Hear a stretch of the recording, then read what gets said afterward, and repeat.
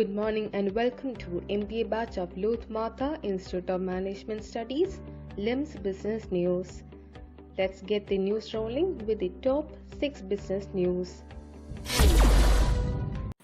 Fund set up to plug gaps in food supply a hit among investors. Entrepreneurs are borrowing briskly from the Rs 1 lakh crore Agriculture Infrastructure Fund, part of the first COVID-induced economic stimulus package, to build assets aimed at plugging gaps in India's food supply chain. The main reason behind annual spells of food inflation, especially in perishables such as onion, official data showed. Investors have so far borrowed Rs 1,566 crore, showing a preference to invest in long-neglected post-harvest facilities such as warehouses, cold chains, food grading, sorting units, and processing units. The fund was launched by Prime Minister Narendra Modi on August 9. A deficit of post-harvest infrastructure, crucial for a resilient food supply chain, causes physical wastage and loss of food items worth Rs 2.1 lakh crore every year. Retail inflation jumped to a 6-year high of 7.61% in October, an account of high food prices after excess rains damaged stored and freshly harvested vegetables such as onion. Data from the Indian Institute of Horticultural Research show India loses annually 12.7% of its mango output, 6.6% of banana produce, 4.18% of onions, 12.9% of tomatoes, and 10.2% of green peas during harvesting, storage, and transportation stages. India also ranks fairly low in the global food processing value chain. Government looks to create 5 to 6 million jobs by June. The central government is aiming to create 5 to 6 million formal sector jobs through ABRY, announced to provide financial subsidy to companies. We are targeting 5 to 6 million jobs by June next year. The Employees Provident Fund organization data shows that around 2 million jobs were lost in the initial month of the pandemic. A senior Labour and Employment Ministry official said. Private firms will have to maintain a minimum net addition to their workforce each month from October this year to June 2021 to get the employees. Provident Fund subsidy for the new recruits, and the central government will constantly monitor the payroll of such firms, the official said. IT companies target growth from AWS, Google, and Azure wants within cloud practice. IT service providers such as Tata Consultancy Services, HCL Technologies, Cognizant, and Infosys are carving out specific revenue units corresponding to their cloud hyperscale partners like Google, Azure, and AWS as they sign more cloud migration and consulting deals. Most large IT service providers, including Wipro, HCL Technologies, and Tech Mahindra, which have signed on a number of partnerships with cloud partners in the past few quarters, are now doubling down on revenue from specific practices in their cloud units. India's largest software exporter, TCS, has streamlined its cloud practice into 5 strategic units: Amazon Web Services, Google, Azure, its own private cloud arm, and a cloud consulting unit.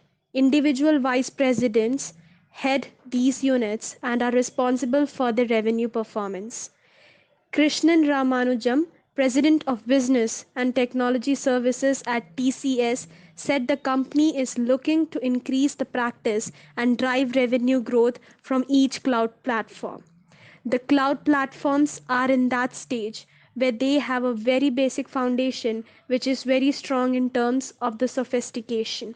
But from the contextualizing it to an industrial level in a company, they are nowhere near that. And that is where we can play a very big part because of our industry knowledge and expertise, said Ramanujam.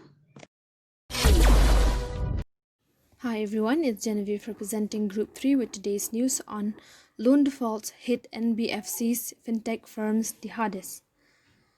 Shadow banks, including fintech lenders, were the prime source of the spike in auto debit failures that continued through October, three industries executives aware of the development said. These are recurring automatic payments where loan installments are drawn every month from a bank account.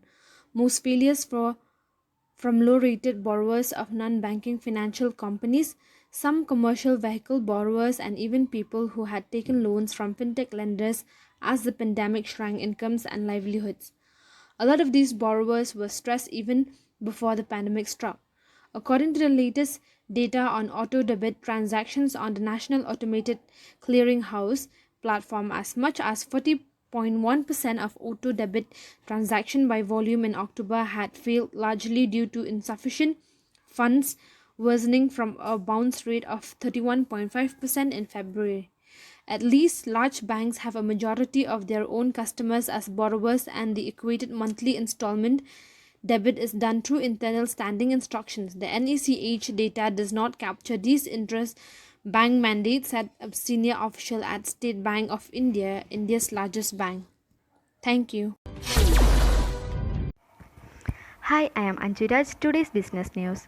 COVID immunization Pfizzer to start pilot program in 4 US states.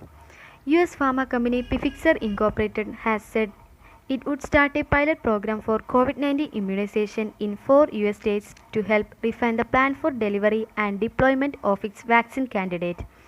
The drug maker said in a statement that the 4 states were selected for the program because of their differences in overall size, diversity of populations, and immunization infrastructure. Pfizzer said the 4 states included in this pilot program will not receive vaccine doses earlier than other states by virtue of this pilot, nor will they receive any differential consideration. Global hopes of vanquishing the coronavirus pandemic were boosted Monday after a vaccine was found to be nearly 95% effective in a trial, bringing much needed optimism, surging infections, and grueling new restrictions. The news from the US biotech firm Moderna comes after similar results were announced last week for a vaccine candidate developed by pharma giant Pfizer and its German partner BioNTech. Thank you. I'm Alita Anthony. Welcome to today's business news. Nissan refutes deal talks with Mitsubishi. Nissan Motor Corporation is absolutely not in talks to sell its stake Mitsubishi Motors Corporation. Nissan's Chief Operating Officer Ashwani Gupta said on Monday, following a report the carmaker was considering pulling out of its alliance partner. We are not in any discussion or consideration of changing the capital structure in our partner companies. We are moving ahead with many projects, Gupta said in an interview at the Reuters Automotive Summit teleconference. Such a deal would fundamentally reshape a three-way alliance that includes Francis Renault, built by Carlos, former chairman of the alliance. The partnership was plugged into uncertainty when Carlos was arrested in 2018 on financial misconduct charges, which he denies. Nissan last week cut its operating loss forecast for the year to March by 28%, helped by a rebound in demand, especially in China. Thank you.